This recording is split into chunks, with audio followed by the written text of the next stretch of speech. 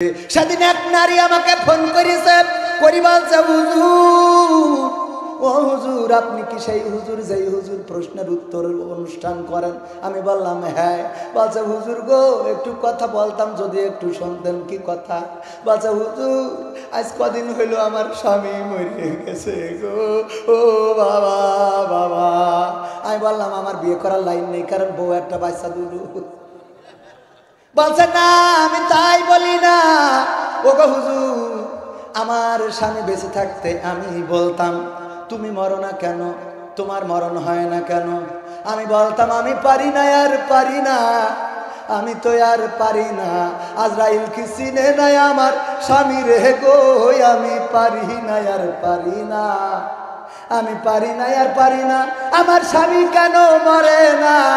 আজরাইল কি চিনে নাই আমার স্বামী রে গো, আমি পারি না, আর পারি না। এই বলতাম, মানে এই বলতো না, গান গাইতো না, এমনি বলতো তুমি মরো না, মরতে পারো না, তোমার মরণ করে না কেন? হুজুর এই বলতাম। এখন আমার স্বামী মারা যাওয়ার পরে বড্ড কষ্ট হচ্ছে। আরে হয়তোবা আমার এই কথার কারণেই মারা গেল, নাকি আসলে তার আবুল হায়াত ফুরোই গেছে। কোনটা? আমার কষ্ট লাগছে আমার কথার কারণে মারা গেল, নাকি হায়াত শেষ হয়ে গেল? হুজুর যদি একটু জানাতেন, আমি একটু সান্ত্বনা পাতাম গো, একটু সান্ত্বনা দিতাম যে আমার কোনো অপরাধ নেই। কারণ যার চলে যায় সেই বোঝে হাই দিচ্ছে দেখি যন্ত্রণা, যতক্ষণ থাকে ততক্ষণ বোঝে না, বোঝে না রে। বোঝে? কথা কয় না, বোঝে? বোঝে না, যতক্ষণ থাকে বোঝে না, যখন চলে যায় বোঝে। আমি বললাম আমি তো অত বড় হুজুর না যে আমি আপনার ফতোয়া দিয়ে দেব, তবে এটা সত্য হায়াত পুরোই গেলে কেউ কোনো রকম বাঁচতে পারবে না। আবার এটাও সত্য যে অনেক সময় অভিশাপ কাজে লেগে যায়। ওগো আমার মায়েরা, বোনেরা, এই জন্য আল্লাহর নবী বলেছেন মহিলারা বেশি বেশি তারা এক নম্বর কাজ করে, তারা স্বামীর প্রতি অকৃতজ্ঞ হয়। অথচ এই স্বামী সারাটা দিন কত কষ্ট করে। আপনারা পুরাতন মার্কেটে যাবেন, কোন পুরাতন মার্কেটে যেয়ে দেখবেন কোন পুরাতন জুতা পাবেন না, কোন পুরাতন মার্কেটে যেয়ে দেখবেন পুরাতন কাপড় পাবেন না, পুরাতন শাড়ি, পুরাতন সালোয়ার কামিজ, পুরাতন থ্রি পিস পাওয়া যায় নাকি? না, যায় না। যা পুরাতন সব পুরুষদের জন্য। শীতের পোশাক তাও পুরুষদের জন্য। একজন পুরুষ রিক্সা চালায় অথবা ভ্যান চালায়, বাইক চালায়, সেও নিজের জন্য পুরাতন মার্কেটে যে একটা কোট কিনে নেয়, আর স্ত্রীর জন্য সুন্দর দেখে একটা সোয়েটার কিনে নিয়ে আসে। এইভাবে স্ত্রীকে দেখে সুন্দর হিল জুতো কিনে দিলে, সুন্দর করে নাকের নলক, কানের সোনার দানার হাবিজাবি বানায় দিল, হাতের ঘড়িটাও পর্যন্ত পুরুষের থাকে না, কিন্তু সোনার বালা বানিয়ে দিয়েছে, স্ত্রীর এত কিছু করে দেয়, তারপরেও স্বামীর প্রতি কৃতজ্ঞ থাকে না।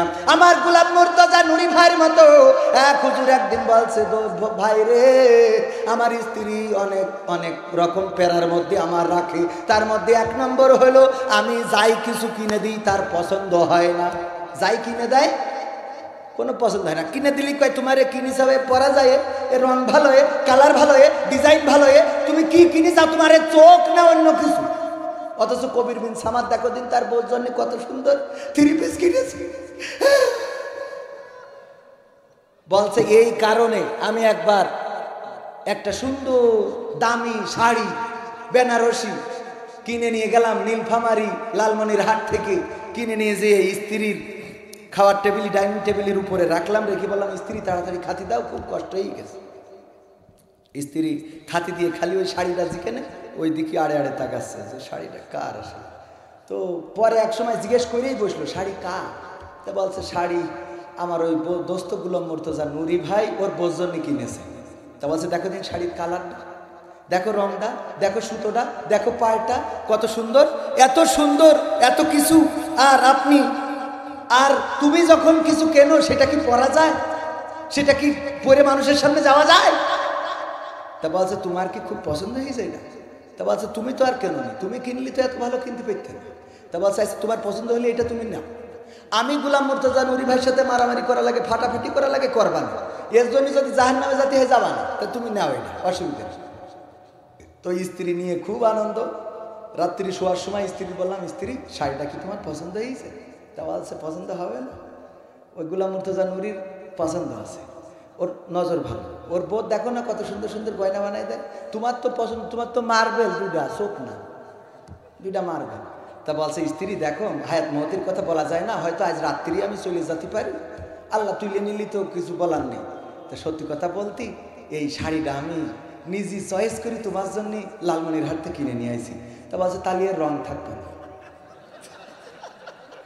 তালিয়ের রং থাকবে না, কোনোভাবে খুশি করা যায় না, এমন দাঁড়িয়ে আছে না নাই, কোনোভাবে খুশি, কোনো পালি খুশি করতে পারে। স্বামীর প্রতি অকৃতজ্ঞ থাকে 1 নম্বর, আর 2 নম্বর হলো বেশি বেশি অভিশাপ দেয়। কি দেয়? অভিশাপ দেয়, ও কেন মরে না, ওর কেন মরণ করে না, ওর কেন এই হয় না, ওর কেন তাই হয় না, ওর কেন বসন্ত হয় না, কলেরা টাইফয়েড হয় না, এই জাতীয় বলে বলে দোয়া করে, বদদোয়া করে, আছে না নাই? এই কারণে আল্লাহ রাব্বুল আলামিন নারীদের আমল নামাগুলো নষ্ট করে দিয়ে, নেক আমলগুলো নষ্ট করে দিয়ে জাহান্নামের বাসিন্দা করে দেবে। বলেন নাউজুবিল্লাহ। ওগো আমার মা বোনেরা, এখানে যারা আছেন হাতে ধরে বলবো, পায়ে ধরে বলবো, এই দুইটা কাজ মোটেও করবেন না। 1 নম্বর হলো স্বামীর প্রতি অকৃতজ্ঞ হবেন না, কারণ আপনার স্বামী কত কষ্ট করে, পরিশ্রম করে। আমার বাংলাদেশের প্রবাসীদের গল্প বলে শোনো, আমার দিয়ার পাড়ার প্রবাসীদের গল্প বলে শোনো। এ গল্প তো কল্পনা নয়, তোমরা কি তা জানো? ও ভাই, এ গল্প তো কল্পনা নয়, তোমরা কি তা জানো? আমার বাংলাদেশের প্রবাসীদের গল্প বলে শোনো। পল্লী গায়ের দুরন্ত ছেলে বাপে ডাকে খোকা, হঠাৎ করে ঢুকলো মাথায় বিদেশ যাওয়ার পোকা।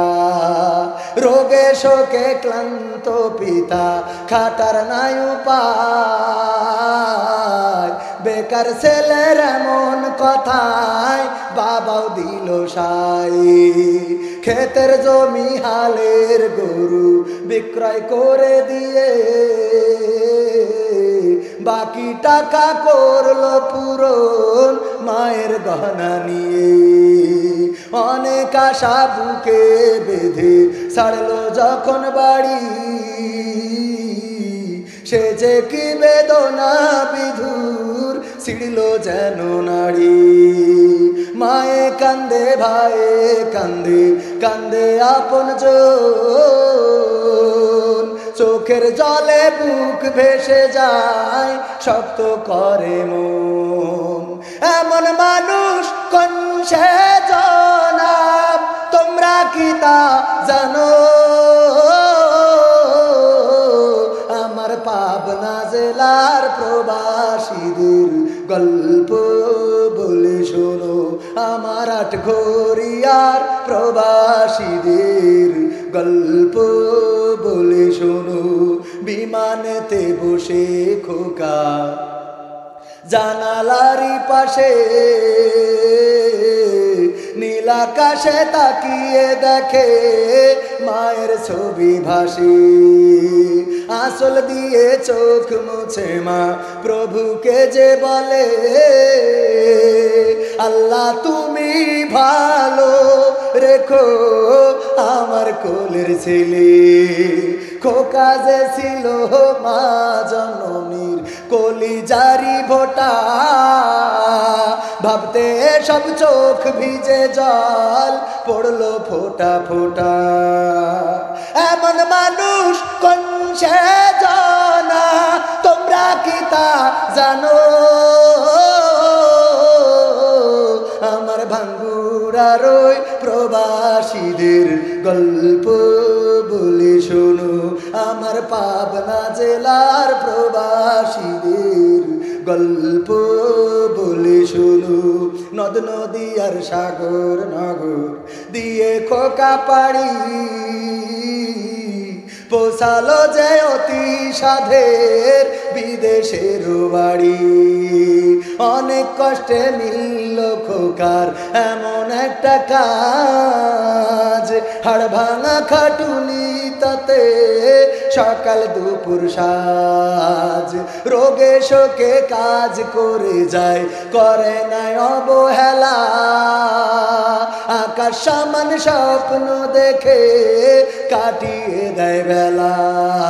মা জননীর সাথে যখন খোকা কথা কয়, বলে বাবা কেমন আছো জানতে ইচ্ছা হয়।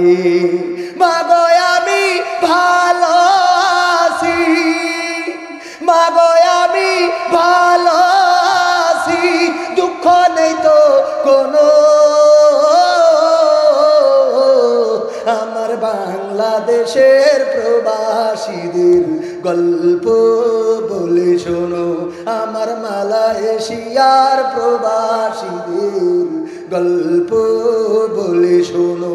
হঠাৎ করে বাবা বলে টাকার যে দরকার, তোর মায়েরই বড় অসুখ দেখাবো ডাক্তার, চিন্তায় আমার বাড়ছে আবার তোর বোনেরই নিয়ে, দিনে দিনে হচ্ছে বড় দিতে হবে বিয়ে, তোর ভাইয়েরই লেখা পড়ার খরচ বেড়ে গেছে, দরকার এখন অনেক টাকার, তোর কাছে কি আছে? পাইনি বেতন এখনো খোকা, পকেটটা যে ফাঁকা, তবুও বলে ভেবো না বাবা দেব আমি টাকা। এমন মানুষ কোন সেজনা, এমন মানুষ কোন সেজনা, তোমরা কি তা জানো?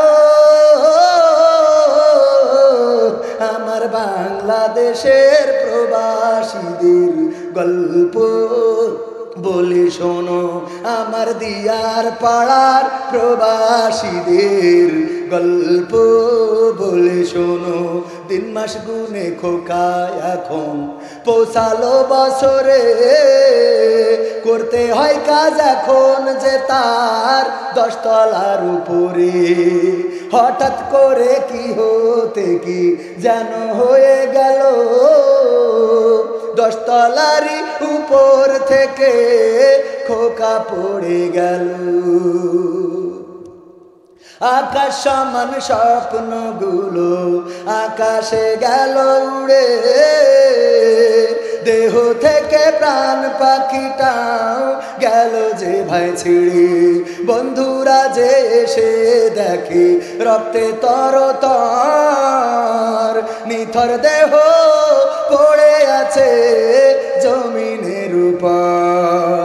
এমন মানুষ কোন সেজনা, তোমরা কি তা জানো?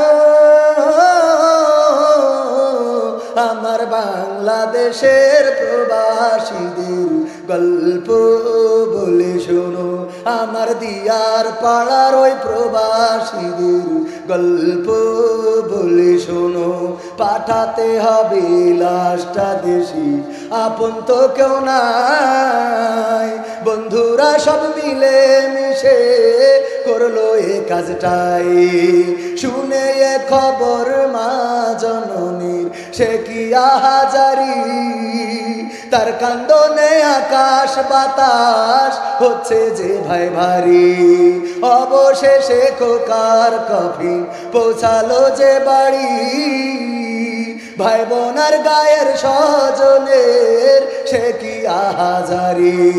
মা জননী কেঁদে বলে ওরে আমার ছেলে, বিদেশ থেকে কোন দেশে তুই গেলি আবার চলি। মাগো আমি সুখানিতে জীবন দিছি জানো,